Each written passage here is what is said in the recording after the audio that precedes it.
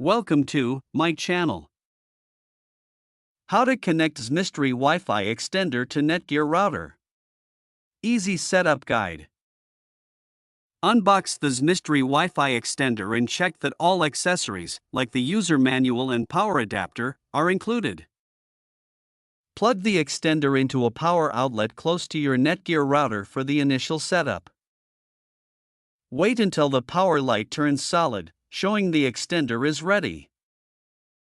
Press and hold the WPS button on the extender for 2 to 3 seconds until the WPS LED starts blinking. Within 2 minutes, press the WPS button on your Netgear router to start the pairing process. Wait for the Wi-Fi LED on the extender to turn solid, confirming a successful connection. Unplug the extender and move it to a location halfway between your router and the weak signal area. Plug it into a power outlet in the new location and wait for the LEDs to stabilize. On your phone, laptop, or tablet, search for the extended Wi-Fi name, usually your router's name with _ext at the end, and connect.